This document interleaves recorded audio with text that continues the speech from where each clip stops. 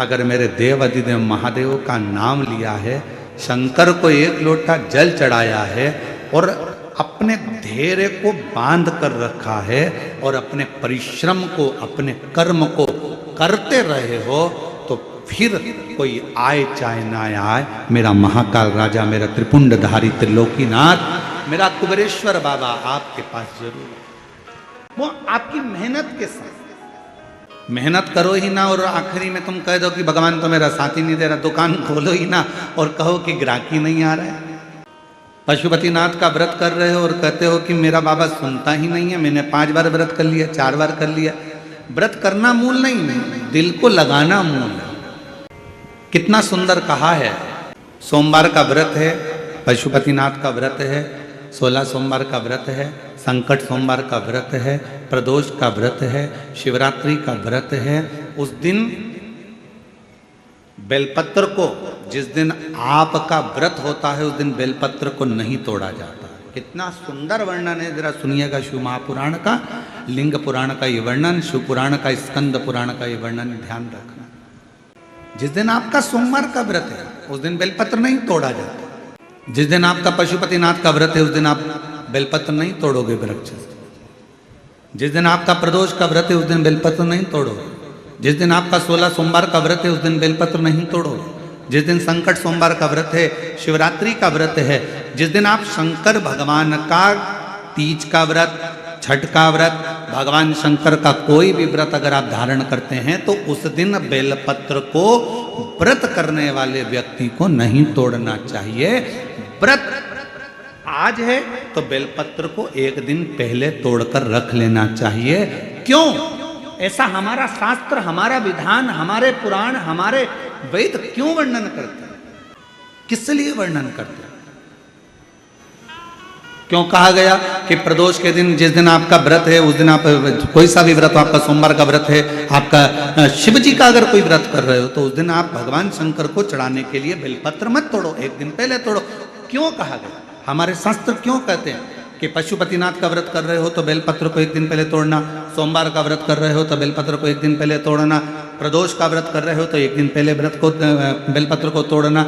एक दिन पहले उस बेलपत्र को क्यों तोड़ा जाता है? जिस दिन हमारा व्रत रहता है, उस दिन हम बेलपत्र क्यों नहीं तोड़ सकते? तो हमारा शास्त्र कहता है, शिव महापुराण वर्णन करती है कि जिस बेलपत्र की पूजन आप साल भर में अगर एक दिन भी आपने बेलपत्र को जल चढ़ाया है, एक दिन भी बेलपत्र को नमन करा है, एक दिन भी बेलपत्र के वृक्ष को यदि तुमने पूजा है, साल भर में एक दिन भी आपने अगर बेलपत्र की आराधना करी है, तो आप जब जब सोमवार का व्रत रखती हो, प्रदोष का व्रत रखते हो, आप जब जब शिवरात्रि का व्रत रखते हो, आप जब संकट सोमवार का व्रत रखते हो, पशुपति व्रत रखते हो, तो तुम्हारे उस व्रत को सफल बनाने के लिए बेलपत्र का वृक्ष भी तुम्हारे लिए व्रत रखता है, जिससे तुम्हें उस फल की प्राप्ति।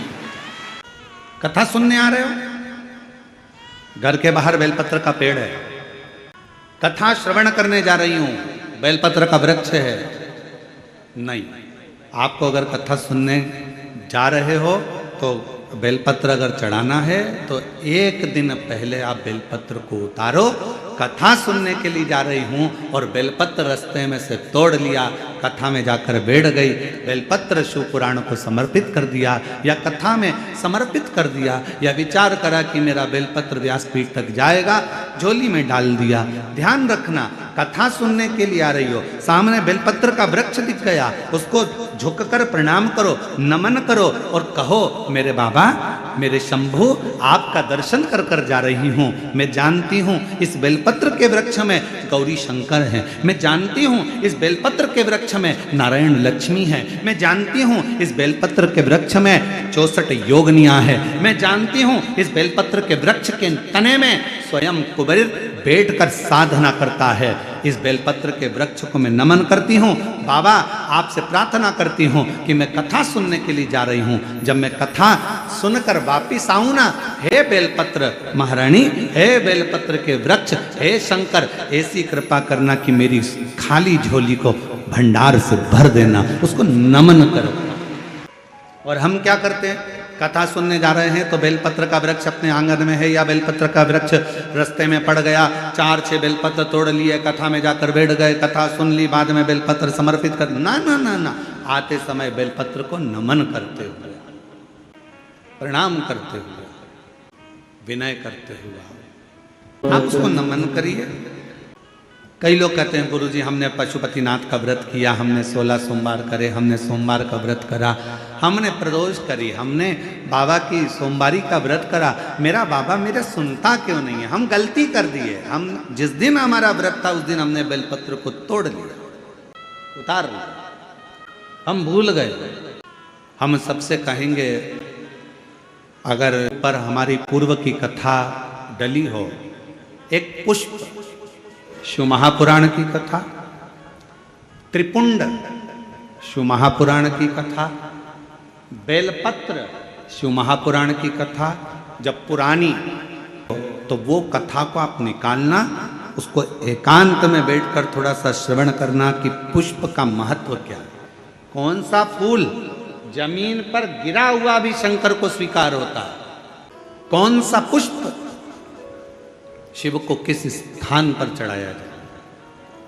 क्यों सोमवार, अष्टमी और ये अन्य जितनी तिथियां होती हैं, अमावस्या, पूर्णिमा, प्रदोष, चतुर्दशी, त्रयोदशी, ऐसा वर्णन उसमें आता है कि इन दिन बेलपत्र को नहीं तोड़ा जाता। अष्टमी, नवमी, ये तिथियां हैं, क्यों नहीं तोड़ा? इसलिए क्या कारण है कि इन तिथियों पर बेलपत्र को नहीं तोड़ा जाता? तो कहा जब हम रोज बेलपत्र को जल चढ़ाते हैं, शंकर की आराधना करते हैं, तो बेलपत्र के वृक्ष के नीचे बैठकर देवता भी हमारे कल्याण की कामना करते हैं। कितनी बड़ी बात लिखी है। लिंग पुराण को उठाकर अगर आप पढ़ेंगे तो उसमें लिखा है 1.25 किलो सोने के सिंहासन पर मखमल का गद्दा बिछाकर 1 शालिग्राम भगवान की मूर्ति, शालिग्राम भगवान की शिला रखकर उस पर सोने का छत्र आधा किलो का लगाकर हीरों और पन्नों से शालिग्राम भगवान का श्रृंगार कर कर किसी को दान करने का फल मात्र 1 बेलपत्र शंकर के मंदिर में चढ़ाने से प्राप्त हो जाता है। 1000 अश्वमेध यज्ञ का बराबर का जो पुण्य होता है, हजारों सर्वोत्तम यज्ञ करने का जो पुण्य होता है, सोम यज्ञ करने का जो पुण्य होता है, वो 1 बेलपत्र शंकर भगवान को चढ़ाकर भगवान शिव को अर्पित करने से प्राप्त हो। ऐसा यज्ञ का फल मेरा विश्वास करता है। इतना बड़ा दान मेरा मन करता है कि आप सब हफ्ते में कम से कम 1 दिन ऐसा आता होगा कि आप भी 1 बेलपत्र शंकर को चढ़ाते होगे, तो समझ लेना कि आपने भी अश्वमेध यज्ञ, सोम यज्ञ और स्वर्ण सिंहासन, स्वर्ण छत्र का दान अपने जीवन में कर लिया। 3 वचन भगवान शिव ने पार्वती जी को दिए हैं, सावधानी से सुनिएगा उन वचनों को। 2 वचन तो काशी के हैं और 1 वचन अमरनाथ की गुफा का। 3 वचन मेरे भगवान शंकर ने पार्वती जी को दिए हैं, जिसमें से 2 वचन काशी के हैं कि काशी में शंकर भगवान से पार्वती जी कहती हैं जिस पति पत्नी में आपस में झगड़ा हो उसमें प्रेम बढ़े, ये वचन दीजिए। शिव जी ने वचन दिया पति पत्नी अगर झगड़ा करेंगे तो उनमें आपस में प्रेम बढ़ेगा। झगड़ा करने के बाद प्रेम बढ़ता है, स्नेह बढ़ता है। दूसरा वचन दीजिए काशी में अगर कोई मरेगा तो उसको गुरु मंत्र तुम्हें देना पड़ेगा, तारण मंत्र तुमको देना पड़ेगा। शंकर भगवान ने वचन दिया कि काशी के अंदर अगर कोई मरेगा तो उसको तारण मंत्र मैं दूंगा, तारक मंत्र मैं दूंगा। और अमरनाथ की गुफा में 3रे नंबर का वचन भगवान शंकर ने दिया, बाबा जग कल्याण के लिए 1 वचन चाहिए। क्या? भूल से भी अगर कोई 1 बेलपत्र का स्पर्श मात्र कर ले, स्पर्श मात्र कर ले, अगर भूल से भी अगर कोई बेलपत्र को छू ले या बेलपत्र का स्पर्श कर कर आपकी आराधना में या किसी को दान में दे दे, तो वो संसार सागर में दूसरी बार जन्म ना ले, वो आपके धाम में जाकर विराजमान। वचन दीजिए, पुनरपि जननम पुनरपि मरणम के प्रपंच से छुड़ा देता है एक बेलपत्र का पौधा। शिव जी के मस्तक पर कितनी रेखाएं रहती हैं त्रिपुंड में? एक 3 रेखा मेरे भगवान शंकर के मस्तक पर है। उन 3 रेखाओं में एक एक रेखा में 9 देवता विराजमान। एक रेखा में 9 देवता, दूसरी रेखा में 9 देवता, तीसरी रेखा में 9 देवता। ऐसे शिव जी की त्रिपुंड रेखाओं में 27 देवताओं का वास। पूरे एक त्रिपुंड में आप रोड पर से चल के आते हो, बहुत सारे तिलक लगाने वाले आपको मिलते हैं। उन्होंने अपनी थाली में फूल रख रखा है, ऐसा फूल रख रखा है, उस फूल से आपका पूरा सिर रंग देते हैं। बोलो बोलो सही है कि गलत है? अरे बोलो तो जम के। ऐसा सिर रंग देते हैं और आप उनसे कुछ कहती भी नहीं हो। आपको कहना चाहिए ये सिर रंगने से कुछ नहीं होगा। अगर कुछ करना है तो अपने हाथ की 3 उंगलियां लीजिए और त्रिपुंड खींचिए। कम से कम 27 देवता मेरे मस्तक पर रहना चाहिए। 27 देवता मेरे मस्तक पर रहना चाहिए। चंदन की, भस्म की, रौली की, मौली की। अगर आप किसी भी भस्म का, चंदन का मस्तक पर अगर आप अष्टगंध का भी अगर त्रिपुंड लगा रहे हो तो आपके मस्तक पर 27 देवता त्रिपुंड की 3 लाइन खींचते से ही विराजमान हो जाते हैं। तिलक लगाने वाले फूल रख लिया, फूल से पूरा माथा रंग दिया, रंगने के बाद कह दिया चलो दक्षिणा दो और जाओ। उस समय पर आपको कहना चाहिए मैं कथा में आई हूं, शिव की कथा है, मेरे मस्तक पर त्रिपुंड लगा। त्रिपुंड से मतलब है कि 27 देवता, जब तक मेरे मस्तक पर त्रिपुंड रहेगा 27 देवता मेरे साथ में हर पल हर घड़ी रहेंगे, हर क्षण। शिव जी के मंदिर जा रहे हो, भगवान शंकर का जल है, उसको भी मस्तक पर त्रिपुंड के भाव से लगा सकते। भस्म है, भाव से लगा सकते। और यदि कुछ भी ना लगा सको तो फिर एक काम करो, शंकर के मंदिर में जब जाओ, झुककर जब प्रणाम करो तो अपना मस्तक शिव के चरणों में झुककर प्रणाम करो। आप उसको जब मस्तक पर त्रिपुंड में 3 रेखाओं में जब 27 देवता विराजमान हो जाते हैं तो वो शिव से मिलाने का कार्य करते हैं। कितना सुंदर एक व्याख्यान आया ब्रह्मा जी का। ब्रह्मा जी जब झूठ बोल दिए और झूठ बोले तो भगवान शंकर को क्रोध आ गया। पांव का नख तोड़ा, काल भैरव प्रकट करा। काल भैरव ने अपने हाथ का नख तोड़ा, ब्रह्मा जी का सिर काट दिया। सिर लुढ़कते लुढ़कते गया तो कर्मनाशा नदी बन गई, जो आज भी उत्तर प्रदेश में बहती है। निवेदन करा भगवान विष्णु ने भगवान शिव जी से, बाबा ब्रह्मा जी का सिर कटा है, ये कटा हुआ सिर ना जाने कहां जाएगा, आप कृपा कर कर इसको बट वृक्ष बना दीजिए। शिव जी ने भगवान नारायण की बात सुनकर ब्रह्मा जी के कटे हुए सिर को बड़ का पेड़ बना दिया।